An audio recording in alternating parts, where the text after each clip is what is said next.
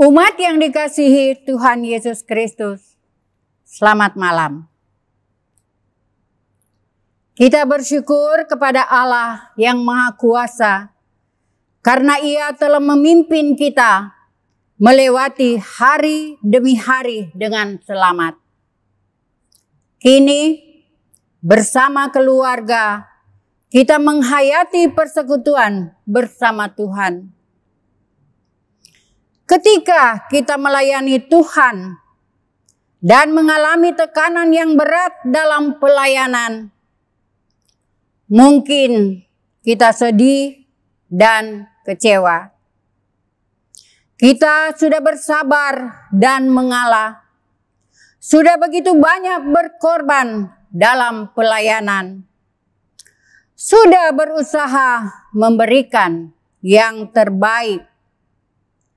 Memberi pengorbanan yang luar biasa dalam pelayanan bagi Tuhan. Namun, kita mengalami banyak tantangan dan pergumulan yang membuat kita sakit kepala dan hati. Biarlah kita membuktikan kesungguhan pelayanan dengan kesabaran. Maka disitulah kita akan menyaksikan Tuhan memberkati setiap pelayanan yang kita kerjakan. Ada buah dan hasil. Dan ada orang-orang yang mengalami perubahan. Jangan menjadi lelah dan undur dalam pelayanan. Biarlah pelayanan kita bukan untuk keuntungan diri sendiri, tetapi semata-mata hanya bagi Allah yang kita sembah dan muliakan. Allah yang kita layani di dalam seluruh aspek hidup kita. Kiranya Tuhan memimpin hidup kita sebagai individu maupun komunitas gereja, supaya kita saling menguatkan satu dengan yang lain. Saling memberikan penghiburan satu dengan yang lain. Layanilah Tuhan dengan tulus, dengan jujur, dengan murni. Jadikan Tuhan yang utama dan terutama dalam hidup kita. Karena kita tahu segala sesuatu yang ada di dalam hidup kita semata-mata hanyalah kasih karunia dan berkat Tuhan. Marilah kita awali ibadah menghadap Allah dan menyembahnya serta memuliakan namanya karena kasih-Nya besar atas kita. Dengan berdiri menaikkan pujian besar dan ajaib.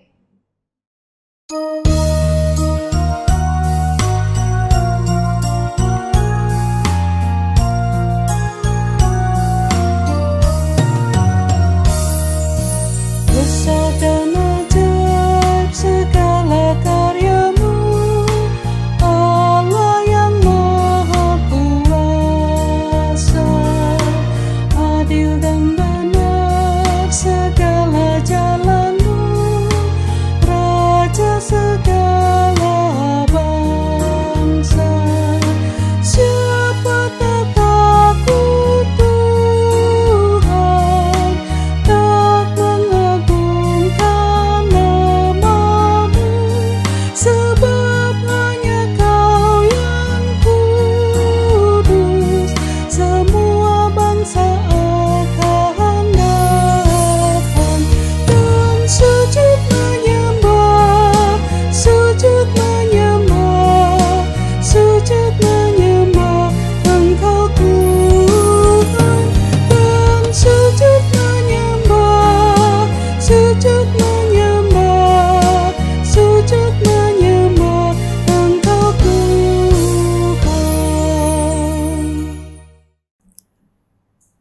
Mari kita berdoa. Bapa kami yang ada di surga, kami datang kepadamu, memuji, menyembah, dan memuliakan nama-Mu. Kami telah melihat kebaikan dan kemurahan yang begitu besar Tuhan anugerahkan dalam hidup kami. Engkaulah tempat perlindungan kami yang kekal. Engkaulah sumber pengharapan bagi kami di tengah kehidupan yang tidak pasti ini. Engkaulah satu-satunya yang kami andalkan, menjadi sandaran untuk berharap. Hari ini kami beribadah kepadamu. Kuduskan dan berkatilah ibadah kami, agar hanya nama Tuhan saja yang kami agung dan muliakan dalam hidup ini.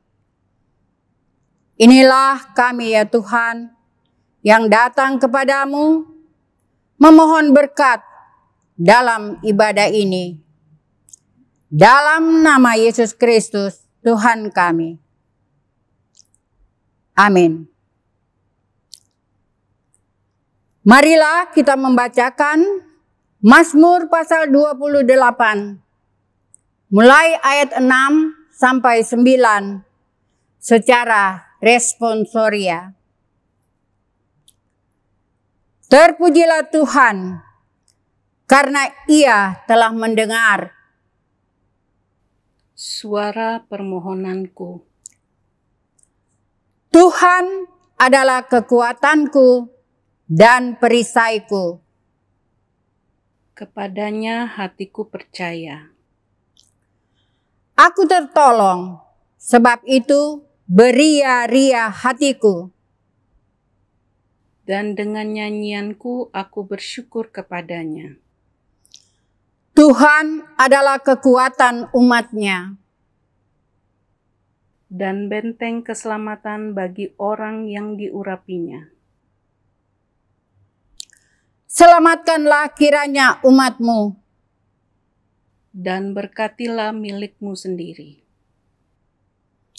Gembalakan mereka dan dukunglah mereka untuk selama-lamanya.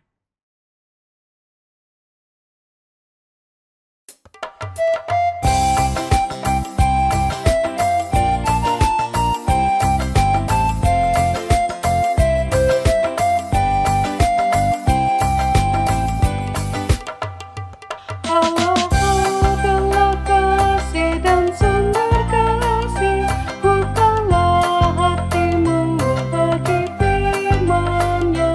Allah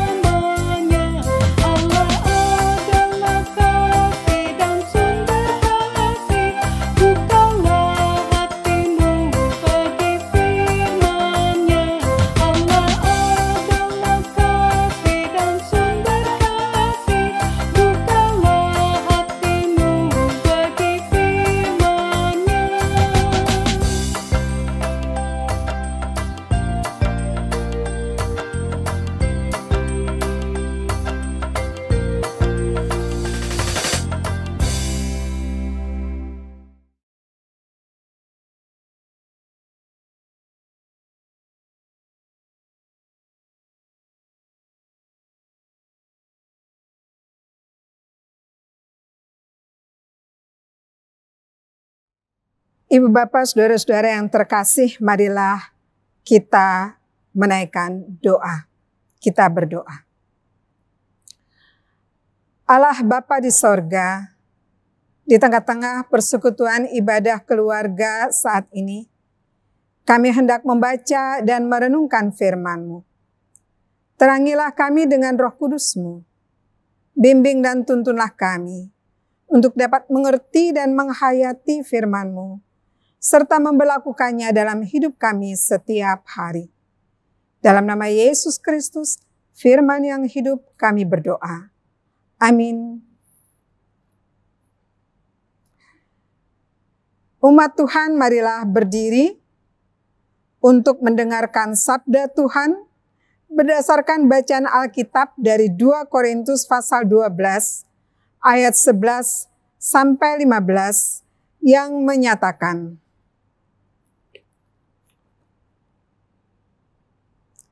kekhawatiran Paulus.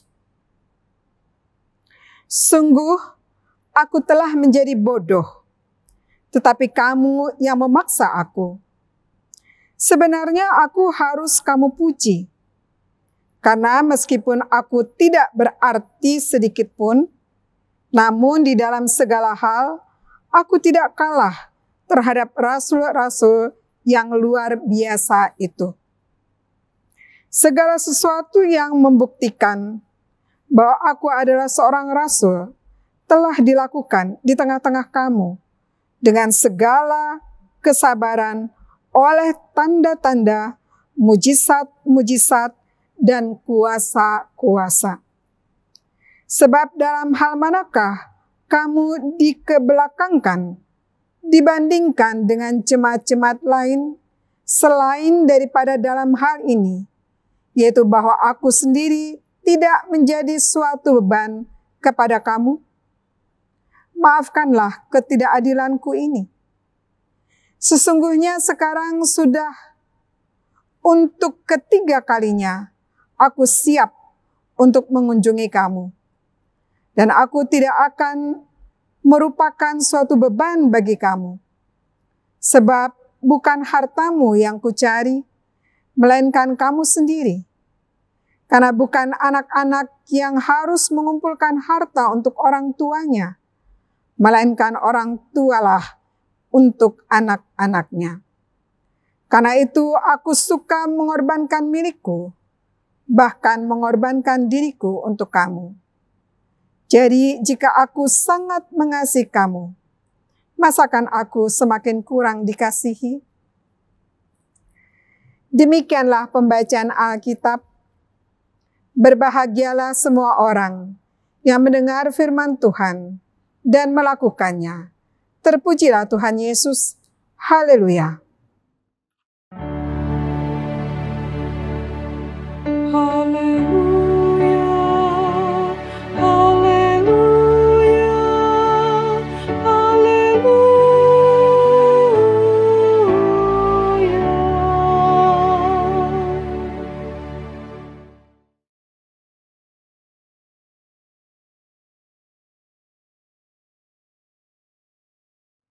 Ibu Bapak, saudara-saudara yang dikasihi Tuhan Yesus Kristus, yang sedang mengikuti ibadah keluarga rumah tangga secara daring dari rumah masing-masing.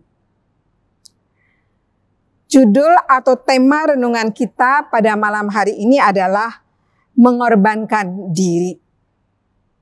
Saya akan usahakan renungan atau khotbah yang saya sampaikan ini disertai dengan PowerPoint. Dan Bapak Ibu saudara-saudara akan melihat dalam tema yang disajikan disertai dengan sebuah lilin yang sedang menyala. Lilin yang menyala menggambarkan atau mengandung arti pengorbanan diri. Saudara-saudara yang terkasih dalam Tuhan Yesus Kristus, kata rasul berarti seseorang yang telah diutus. Ada syarat untuk menyandang rasul, saudara-saudara. atau untuk menjadi seorang rasul. Yang pertama, seorang rasul harus dipilih oleh Tuhan Allah. Kemudian yang kedua, dia diutus ke tengah-tengah dunia ini untuk bersaksi tentang kematian dan kebangkitan Yesus Kristus.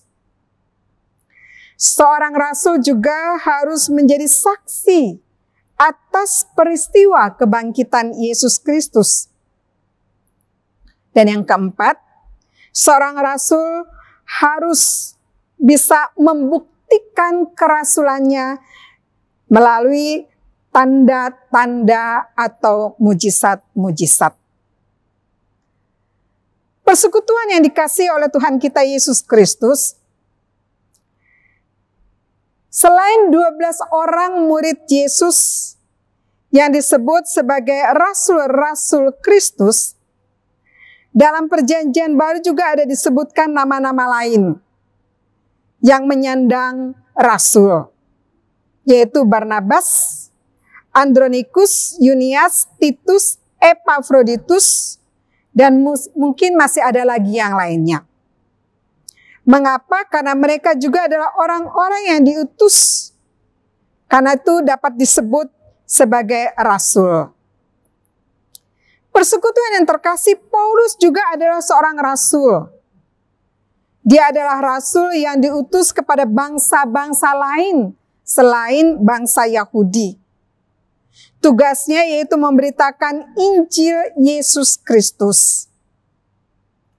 Dia dipilih oleh Yesus Kristus sendiri, yaitu pada suatu ketika saat dia sedang melakukan perjalanan ke Damsyik untuk mencari para pengikut Kristus, untuk menangkap mereka dan dibunuh.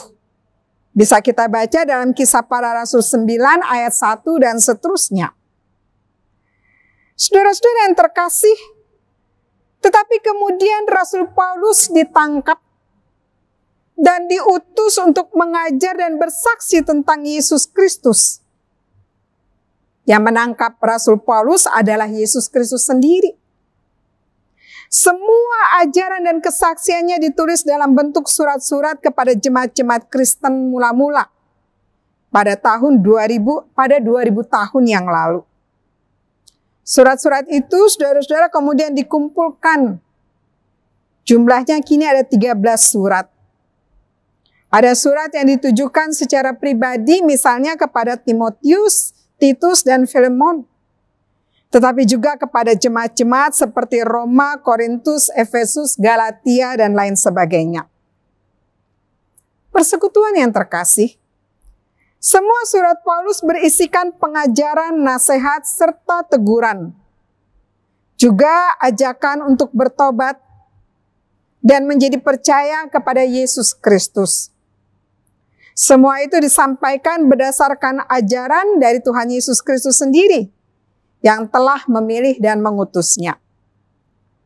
Tetapi tahukah saudara-saudara bahwa Paulus pernah diragukan dan ditolak kerasulannya? Teks bacaan kita hari ini mengungkapkan kepada kita semua pergumulan Paulus pada saat kerasulannya diragukan.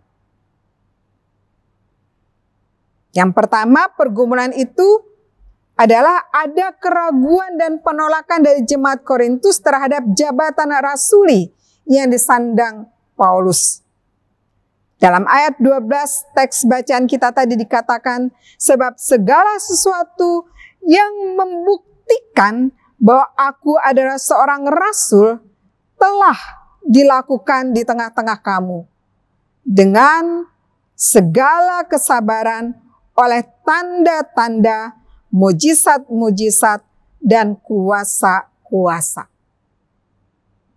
Saudara-saudara, persekutuan yang terkasih, dari teks ini kita bisa melihat bahwa ada keraguan dan penolakan terhadap kerasulan Paulus.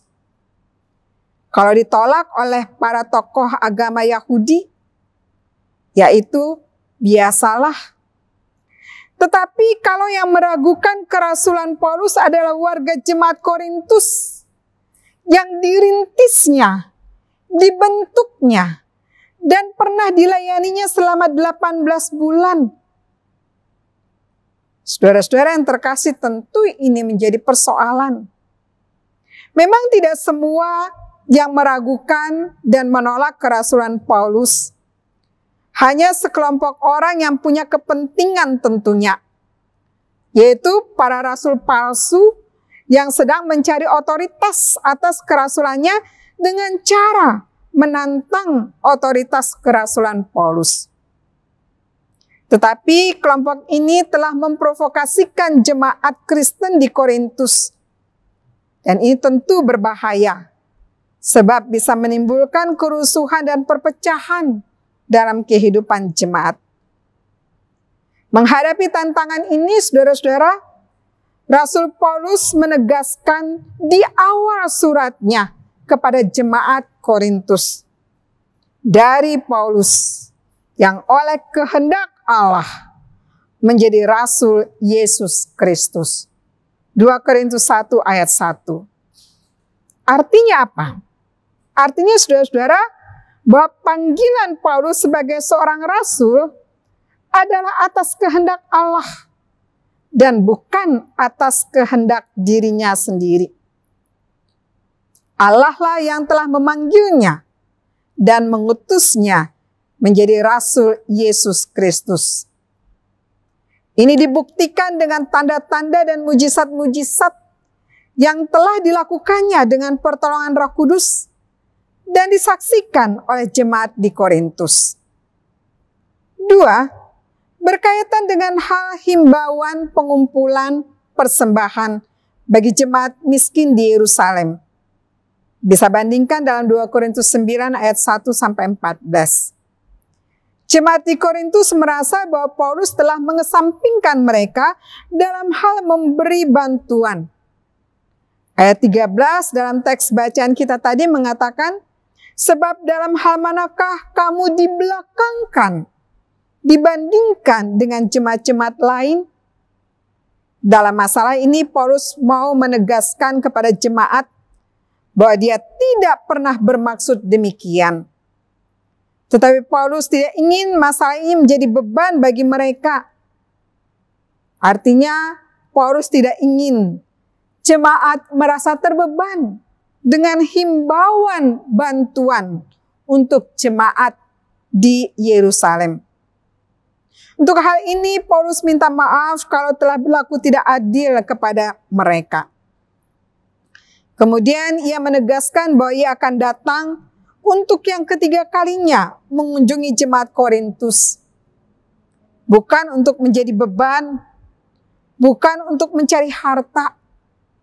Sebab bukan anak-anak yang mengumpulkan harta untuk orang tuanya, tetapi orang tualah yang mengumpulkan harta untuk anak-anaknya. Artinya Bapak Ibu Saudara-saudara, Paulus menempatkan diri sebagai orang tua yang mengumpulkan harta buat anak-anaknya, yaitu jemaat di Korintus. Untuk itulah maka Paulus rela berkorban. Bahkan ia rela mengorbankan dirinya sendiri demi kasihnya kepada jemaat di Korintus. Saudara-saudara yang terkasih dalam Tuhan Yesus Kristus, pesan firman apakah yang dapat kita petik untuk kita renungkan bersama? Yang pertama, saudara-saudara, Tuhan bisa memilih dan mengutus siapa saja untuk menjadi rasul, menjadi pemberita Injil, menjadi alat bersaksi tentang kasih dan keselamatan Allah bagi dunia ini. Allah juga bisa memakai kita menjadi utusannya atau rasulnya di tengah-tengah dunia ini. Kita sebagai majelis jemaat, kita sebagai pendeta, pelayan PA, pelayan PT, pengurus GP, atau kita diutus di tengah-tengah tugas dan tanggung jawab kita di kantor, di tengah-tengah masyarakat dan sebagainya. Yang kedua, Tuhan Yesus katakan bahwa kita diutus sebagai domba-domba di tengah-tengah serigala. Artinya menjadi utusan Allah itu tidak mudah. Penuh dengan tantangan dan bahaya. Di kantor, di sekolah, di tengah masyarakat, bahkan di gereja. Banyak tantangan, godaan, cobaan yang bisa membahayakan diri kita dan juga membahayakan domba-domba yang kita layani. Belajar dari Rasul Paulus sebagai Rasul Yesus Kristus. Apa yang dia lakukan ketika dia diperhadapkan dengan tantangan, godaan, dan cobaan serta pergumulan? Yang pertama, dia mengandalkan Tuhan. Yang kedua, dia tetap rendah hati. Dan yang ketiga, dia siap berkorban. Saudara-saudara, hal yang ketiga yang patut kita renungkan bersama adalah berkorban bagi Kristus, karena Kristus telah mengorbankan dirinya. Kebanyakan orang tidak mau berkorban, saudara-saudara. Berkorban bagi orang lain, apalagi berkorban bagi Tuhan. Tetapi sebagai orang yang telah diselamatkan melalui pengorbanan Yesus Kristus di kayu salib, kita dipanggil dan diutus untuk mengabarkan Injil Kristus di tengah-tengah dunia ini. Di sini seringkali kita diperhadapkan tuntutan untuk mau berkorban. Mengorbankan waktu misalnya, atau tenaga, pikiran, harta, dan mungkin juga nyawa. Ini tidak mudah. Perlu penyangkalan diri. Tetapi Tuhan Yesus yang mengutus kita berjanji, Ia akan menyertai kita sampai akhir zaman. Karena itu, ketika kita dipanggil dan diutus di tengah-tengah dunia ini, dengan berbagai macam tantangan, pergumulan, dan bahayanya, kita tidak perlu khawatir. Sebab kita punya Yesus Kristus yang siap menyertai kita, menguatkan dan memampukan kita dalam menghadapi tantangan dan pergumulan apapun. Amin.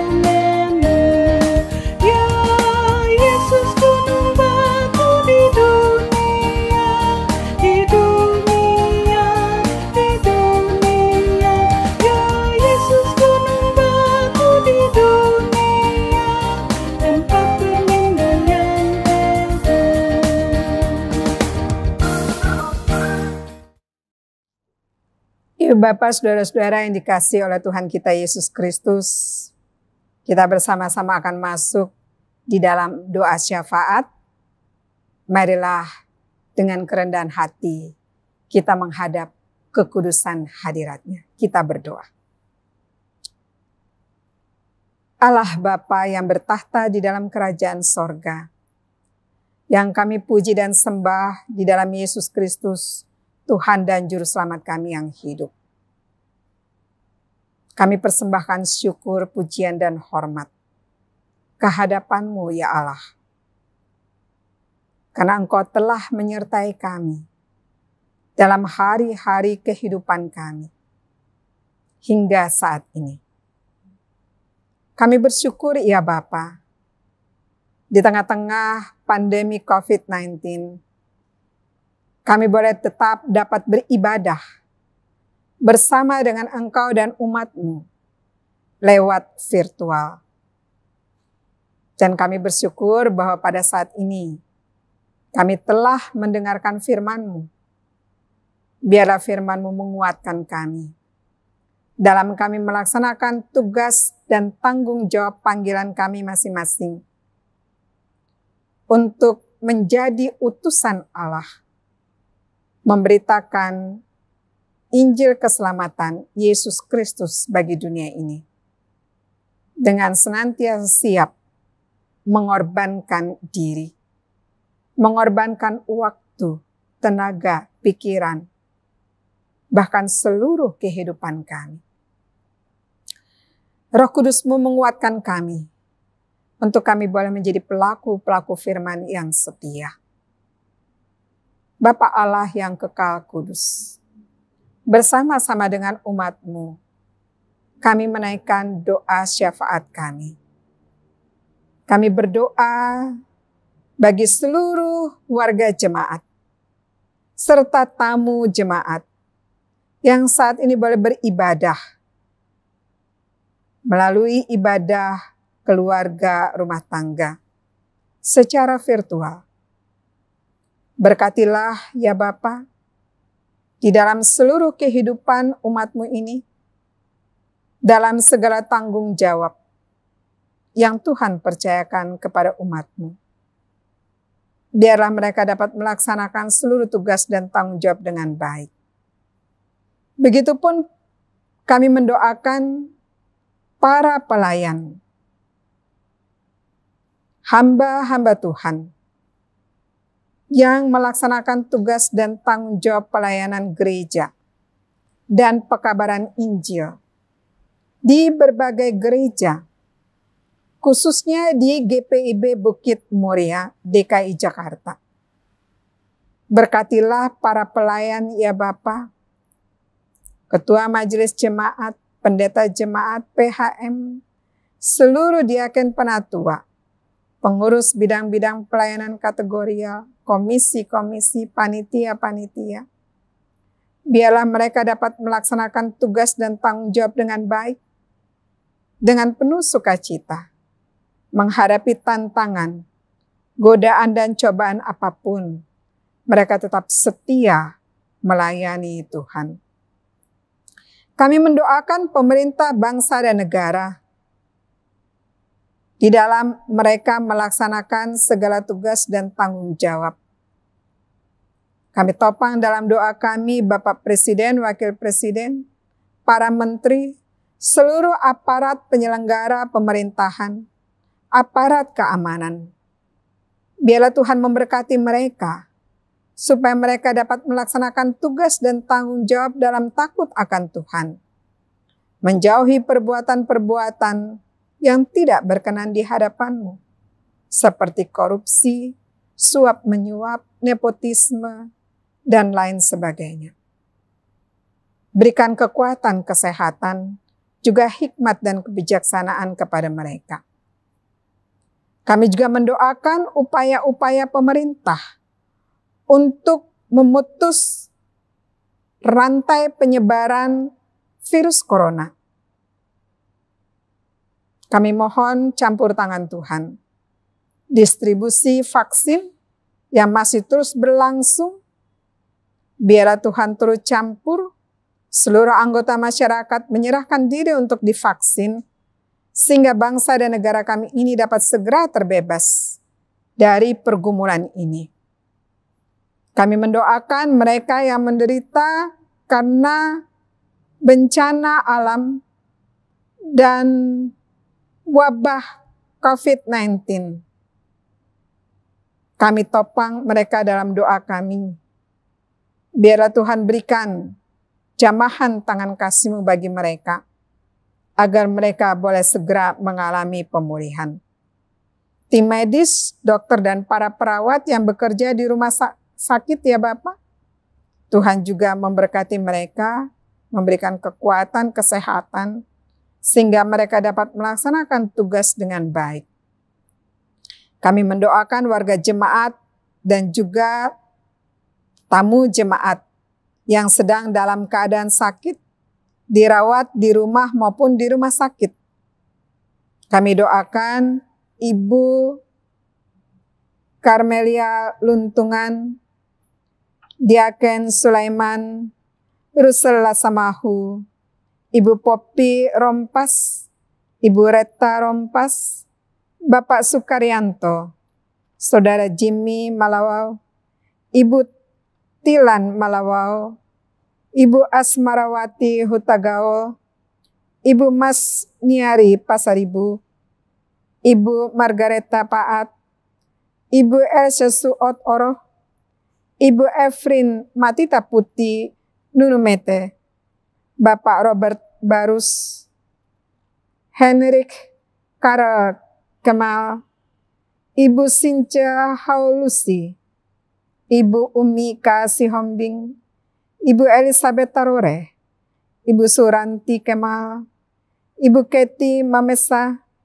Ibu Ningsi Sariwating, Bapak Ye Yakob, Bapak Poniman, Bapak Jimmy Mamesa, Ibu Foni Boylan, Ibu Irma Siahaan, Ibu Ning Nengah, Ibu Catherine Worang, Ibu Sumiati Mambu, Ibu Nirwati Sipa Hutar, Ibu Ermawati Bambang, Ibu Lisa Sabone, Ibu Malingkas, Ibu Sri Polii, Bapak Krisos Sibarani, Bapak Aipasa, Bapak Mayo Tanasale, Bapak C. Heno, Ibu Susi Peters, Ibu Jena Raintung, Penatua Freddy Marentek, Ibu Heni Maringka. Allah Bapa di sorga, mohon belas kasihan-Mu bagi saudara-saudara kami yang sedang sakit ini. Jamahan-Mu atas setiap obat penawar yang digunakan, juga makanan minuman, serta pelayanan medis maupun keluarga, kiranya menjadi alat untuk kesembuhan saudara-saudara kami yang sedang sakit ini. Dan yang paling utama ya Bapa, kuatkan dan teguhkanlah iman percaya mereka. Jangan biarkan mereka kehilangan pengharapan di tengah-tengah penderitaan ini.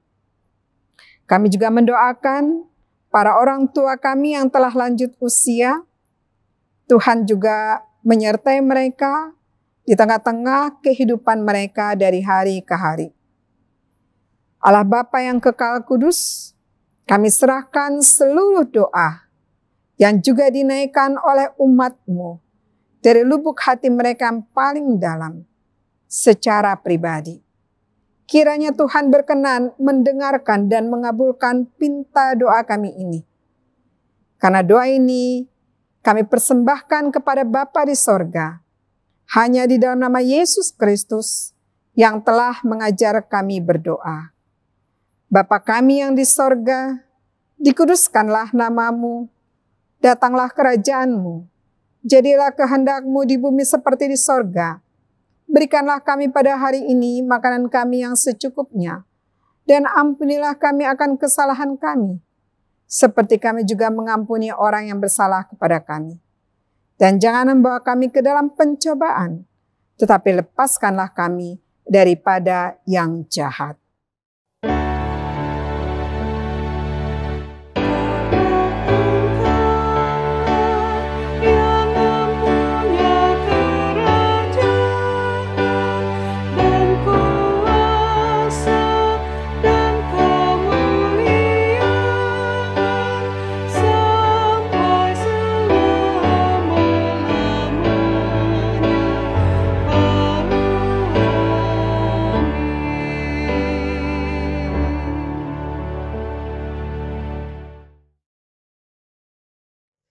Saudara-saudara seiman, marilah kita memberikan persembahan syukur kita kepada Tuhan sambil mengingat firman Allah.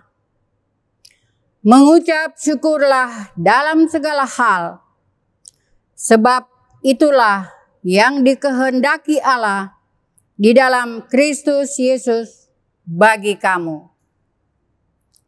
Tuhan memberkati saudara dan persembahan yang saudara berikan.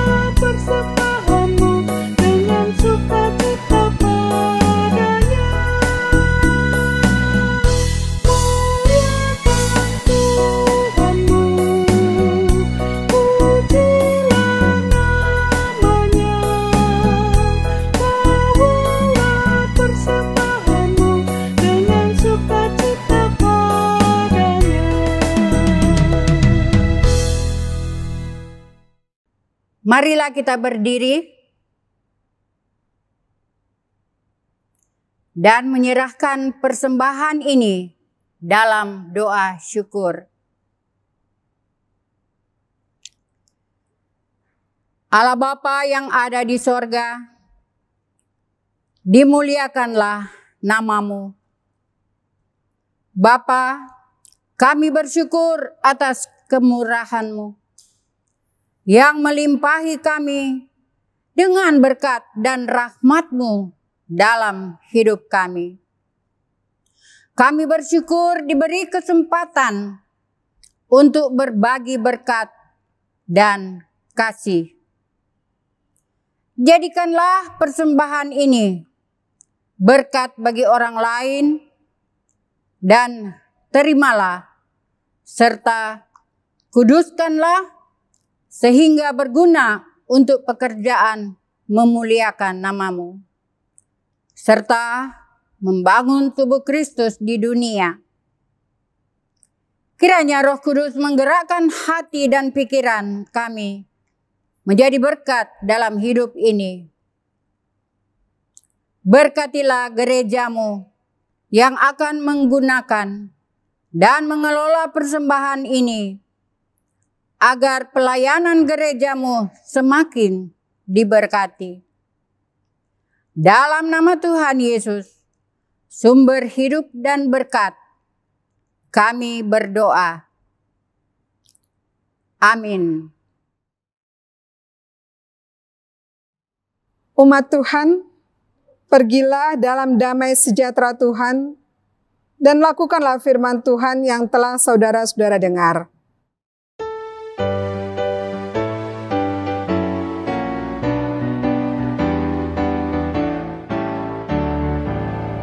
Kita harus membawa berita pada dunia dalam gelap tentang kebenaran dan kasih dan damai yang menetap, dan damai yang menetap.